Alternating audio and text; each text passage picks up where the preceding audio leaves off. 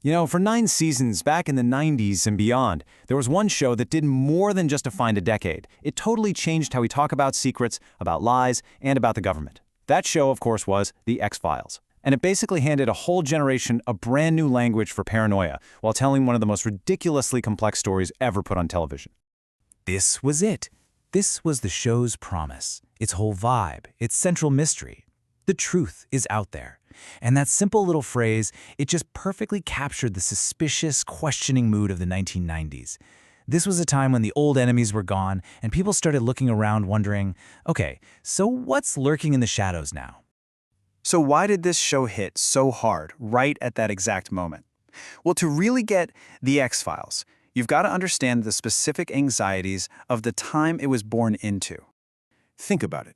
For 50 years, the world was pretty much defined by one big conflict, the US versus the Soviet Union. But by 1991, poof, that was over. And this created what some people call a vacuum of fear. Without a clear enemy on the outside, the American public started to turn its gaze inward and started asking some really uncomfortable questions about the very institutions that were supposed to be protecting them. The timing was, honestly, perfect. Just as real-world events like the Waco siege were cranking up public mistrust of the government, The X-Files hit the air. The show didn't invent the paranoia. It just gave it a great story, a face, and, a weekly appointment slot right in primetime. So, while a lot of episodes were these fantastic standalone Monster of the Week stories, the real beating heart of the show was its absolutely massive, sprawling central conspiracy. I mean, this storyline was so big that the fans actually gave it its own name.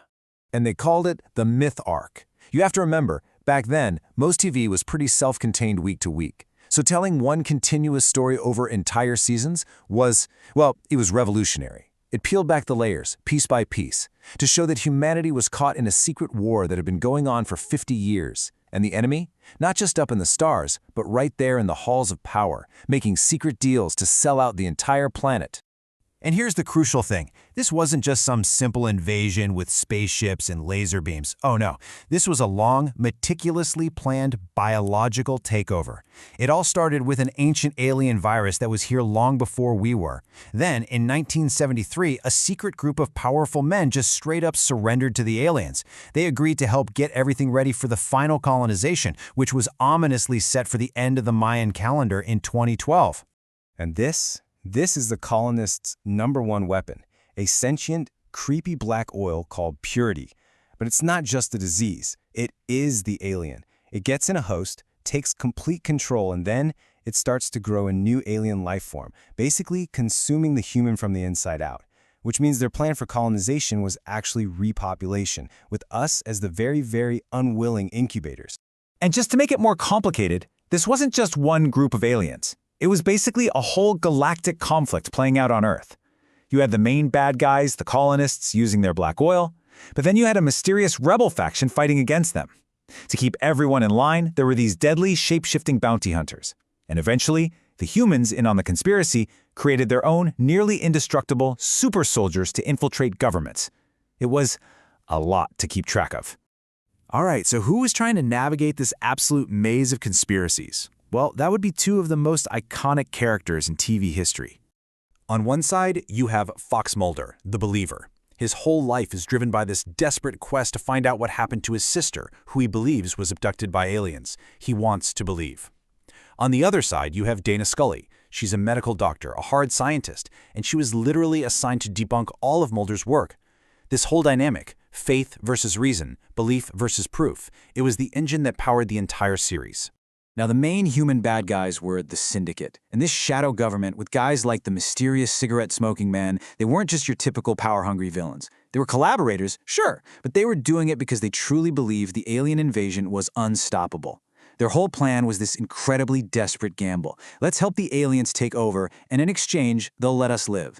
All while they were secretly racing against the clock to try and develop a vaccine to save themselves, and maybe, just maybe, the rest of us.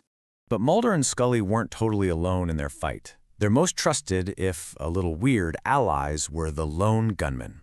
This trio of hackers and conspiracy nerds, they represented the other side of the whole conspiracy culture. Not the dark, scary paranoia, but a really passionate, if eccentric, search for transparency and truth. I mean, People love these guys so much they even got their own spin-off show. So let's talk legacy, because The X-Files was so much more than just a TV show. It left this deep, measurable mark on our culture that, honestly, we're still feeling today. Okay, this is maybe the most positive and coolest legacy of the show. It's called the Scully effect. By putting a smart, capable, complex female scientist front and center every single week, the show had this profound, real-world impact on its audience. And get this isn't just a hunch, it's backed up by actual data. A study by the Gina Davis Institute found that a jaw-dropping 63% of women in STEM who watched the show said Scully made them more confident that they could succeed. And even crazier, heavy viewers were 50% more likely to actually go on and work in a STEM field. It's just an amazing testament to what happens when you see someone like you on screen. But the show's legacy is also a bit more complicated. It really captured a moment when that deep distrust of the government was moving from the fringes right into the mainstream. It gave people a framework, a whole vocabulary for their suspicions. It normalized this idea that the official story is never the real story. After all, the show's motto was "Trust no one," and it basically taught a whole generation how to do just that. And that leaves us with a pretty critical question for our world today. The X-Files was all about championing the search for hidden truths in a world of cover-ups. But now, in our modern era of weaponized disinformation everywhere, that whole theme feels more urgent than ever.